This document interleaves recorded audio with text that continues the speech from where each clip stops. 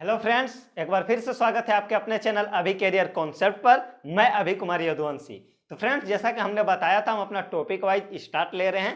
तो आज हम पढ़ेंगे इंडियन पॉलिटी, भारत के संविधान के बारे में। तो ये दो मायनों में काफ़ी इंपॉर्टेंट हो जाता है। पहला तो यहाँ से काफ़ी ज़्यादा क्वेश्चंस एग्जाम में आते हैं, ये हो गया। और दूसरा, आप पॉलिटी पढ़कर, इंडियन पॉलिटी यानी भारत के संविधान को पढ़कर अपने अधिकारों के बारे में जान सकते हैं। तो सबसे पहले मैं आपको इसके कुछ बेसिक चीजें बताऊंगा और उसके बाद हम अपना आज का टॉपिक स्टार्ट करेंगे।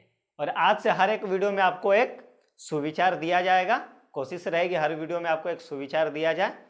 तो आज का सुविचार है फ्रेंड्स कि देने के लिए दान, लेने के लिए ज्ञान और त्यागने के लिए अभिमान सर्वश्रेष्ठ होता है। यानी कि अगर आपको देना है तो दान दीजिए, लेना है किसी से कुछ तो ज्ञान लीजिए, और त्यागना है तो अपना ईगो, घमंड यानी कि अपना अभिमान को त्यागिए। तो अब हम आते हैं अपने टॉपिक पर। तो सबसे पहले मैं आपको बेसिक चीजें बता देता हूं। मूल संविधान और वर्तमान संविधान। मूल संविधान जब संविधान बनकर लागू हुआ था, जब बनकर तैयार हुआ और लागू हुआ, उस समय को हम मूल संविधान बोलते हैं। और वर्तमान यानी कि अब संशोधन वगैरह होने के बाद आज का संविधान जो है उसके बारे में हम बात करेंगे। तो मूल संविधान में जो अनुसूचियां थी वे कुल 8 थी, और वर्तमान संविधान में ये हो चुकी है 12, यानी कि 4+4 जुड़ चुकी हैं। भाग जो थे मूल संविधान में वो थे 22, और आज के वर्तमान संविधान में कुल भाग हैं 25। 3 इसमें बढ़ चुके हैं। अनुच्छेद की बात करें तो 395, और आज भी 395 ही अनुच्छेद बढ़े हैं, लेकिन उन्हें जैसे 51 था तो 51 का के ए बी सी डी ऐसे करके ऐड किया गया है, तो वो अभी 95 ही है, 395। और आज का हमारा जो टॉपिक है फ्रेंड्स, आज हम पढ़ेंगे भारतीय संविधान की अनुसूचियों के बारे में।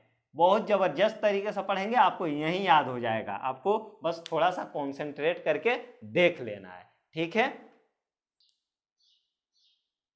भारतीय संविधान की अनुसूचियों के बारे में हम पढ़ेंगे। पहले हम नॉर्मल मैं आपको देख लेता हूं, उसके बाद अगर आप चाहेंगे तो मैं ट्रिक भी बता दूंगा, लेकिन ट्रिक से बेटर है आप ऐसे ही याद रख सकते हैं, काफी अच्छा है। तो इसमें मैंने कुल 8 अनुसूचियां लिखी हैं जो कि मूल संविधान में थी, अभी कुल 12 हैं। तो इसके बाद मैं 4 और लिखूंगा जो बाद में ऐड की गई है चारों। तो चलिए देख लेते हैं। तो जो पहली अनुसूची है फ्रेंड्स, इसमें है राज्य एवं संघ राज्य क्षेत्र, यानी कि स्टेट और यूनियन टेरिटरीज को रखा गया है। अब इसे याद कैसे रखेंगे? तो आप इससे याद रख सकते हैं कि ये पहली अनुसूची है, पहली, और राज्य और संघ राज्य क्षेत्र मिलकर देश का निर्माण करते हैं। राज्य और यूनियन टेरिटरी मिलाएंगे तो अपना कंट्री बनेगा, और हमारे लिए हमारी पहली प्राथमिकता क्या है? हमारा देश है। तो पहली अनुसूची में अपना देश आ जाएगा, तो यहाँ देश ना लिखकर राज्य और संघ राज्य क्षेत्र लिखेंगे, ठीक है। अब दूसरी अनुसूची की बात करें तो दूसरी अनुसूची में है पदाधिकारियों के वेतन और भत्ते, यानी कि पहला में देश को रखा गया, दूसरा में देश को जो चलाने वाले हैं उनके लिए वेतन भत्ते रखे गए हैं। तो इसे आप याद रख सकते हैं 2 तरीके से। एक तो आप कहीं काम करते हैं तो उसके एवज में अपनी जो सैलरी है मांगते हैं, तो क्या बोलते हैं? वेतन 2 से आप याद रख सकते हैं। दूसरी अनुसूची 2 क्या? वेतन। तो अनुसूची 2 में वेतन है। या फिर ऐसे भी आप याद रख सकते हैं कि पहली अनुसूची में सबसे इंपॉर्टेंट है हमारे लिए हमारा देश, हमने अपना देश रख दिया, यानी कि राज्य और संघ राज्य क्षेत्र। दूसरी अनुसूची में हमने क्या किया कि जो देश को चलाएंगे उनके लिए जरूरी है पैसे, तो उन्हें वेतन दिया जाएगा। जो भी पदाधिकारी हैं या जो भी ऊंचे पोस्ट पर है, जो भी राष्ट्रपति, उपराष्ट्रपति, लोकसभा अध्यक्ष हुए हैं, मतलब सबका न्यायाधीश हो गए, आपके सुप्रीम कोर्ट के, हाई कोर्ट के, सबके बारे में, या फिर जो भी पदाधिकारी हो गए, जो भी कर्मचारी हो गए, उनके वेतन के बारे में अनुसूची दूसरी में बताई गई है। अब तीसरी में क्या है फ्रेंड्स कि जब सभा चल रही थी, संविधान सभा, जिसमें कि अनुसूचियों को बनाया जा रहा था, तब उन्होंने सोचा पहला में तो हमने देश रख दिया, दूसरा में हमने वेतन रख दिए, लेकिन इसके बाद लोग अगर भ्रष्ट हो गए तो हम क्या करेंगे? करप्शन फैल गया। तो इसके लिए उन्होंने किसी ने बताया कि चलिए शपथ डाल देते हैं जिससे कि वो भ्रष्ट ना हो। तो वेतन देने के बाद नेक्स्ट में शपथ दिला दी गई। अनुसूची 4 में है राज्यसभा सदस्यों की संख्या।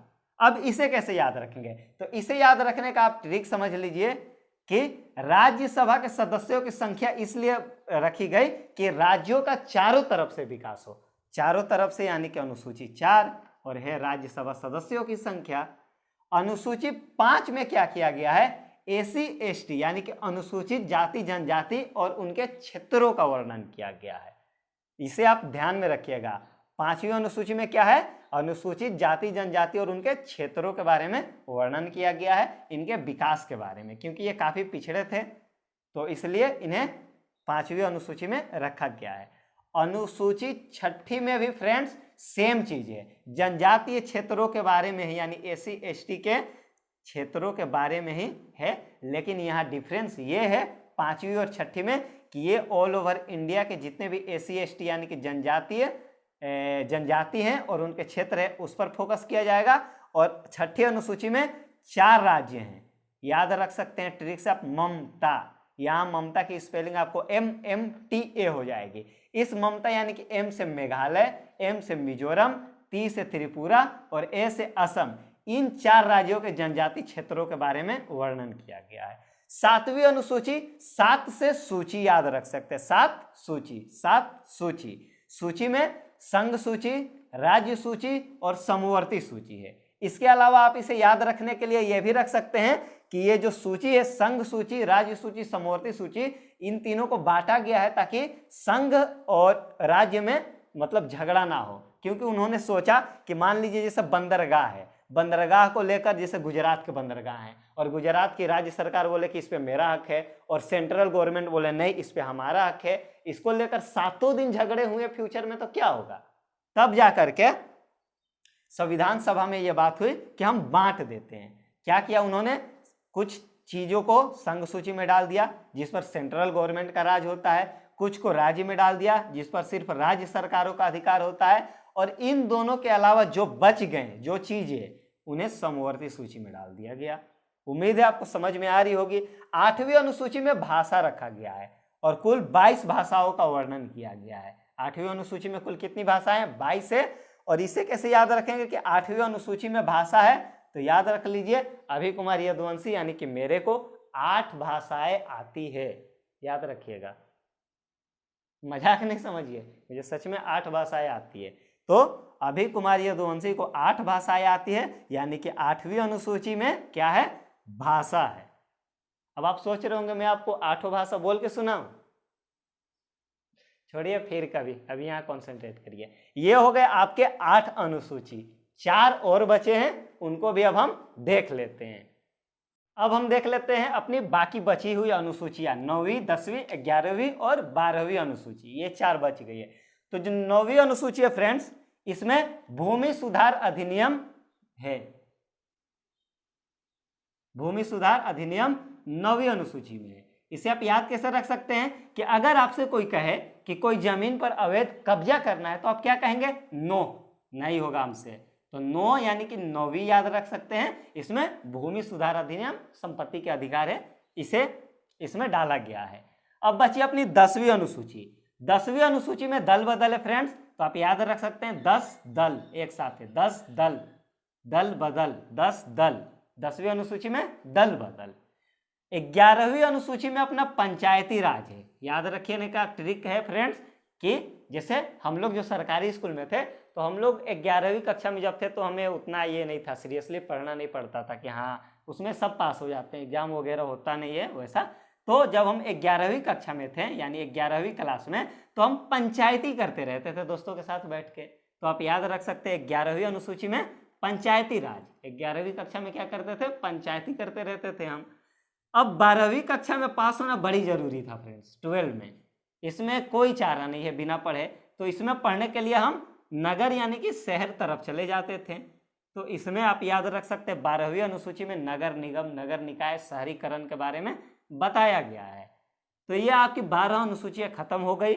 और अगर आपको ट्रिक चाहिए इसके लिए, आप ऐसे नॉर्मल याद रख सकते हैं, बहुत बढ़िया है। रिलेट करके देखिए कि जब संविधान सभा में जो सदस्य थे बनाने बैठे तो क्या सोचेंगे। पहले देश लाएं, फिर उन्हें चलाने वाले के लिए वेतन लाए, फिर उन्हें शपथ दिलाए, फिर राज्यों के विकास के लिए राज्यसभा, फिर SC/ST का विकास के लिए SC/ST एक्ट, उसके लिए फिर SC/ST स्पेशल राज्यों के लिए, उसके बाद फिर आपका सूची समवर्ती सूची की झगड़ा ना उनमें, उसके बाद फिर आपको भाषा लाएं, उसके बाद फिर आप देख सकते हैं भूमि सुधार, दल बदल, पंचायती राज और नगर निकाय, बस।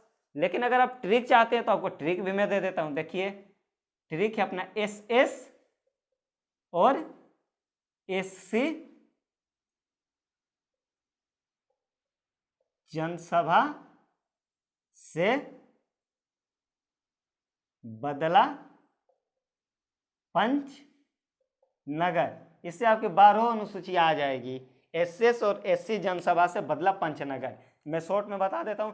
S से आप स्टेट बोल सकते हैं, देख सकते हैं आपके इस ट्रिक से आपका S से स्टेट्स और यूनियन टेरिटरी, इस S से सैलरी, O से ओथ यानी कि शपथ, R से राज्यसभा, SC से SC/ST के बारे में है, जन से जनजातीय क्षेत्रों के बारे में है जो कि 4 स्पेशल क्षेत्र है मैंने बताया ममता, ये स से सूची, भ से भाषा, फिर स से संपत्ति, बदला से मतलब बदला बदली दल बदल, पंच से पंचायत, नगर से नगर निगम। तो आपका ट्रिक SS और SC जनसभा से बदला पंचनगर, इससे आपकी ये हो जाएगी ट्रिक से भी। आपको जो अच्छा लगे आप उससे पढ़िए। मिलते हैं फिर हम नेक्स्ट वीडियो में, तब तक के लिए स्वस्थ रहें, मस्त रहें और पढ़ाई में काफी व्यस्त रहें। तो बेस्ट ऑफ लक, मिलते हैं हम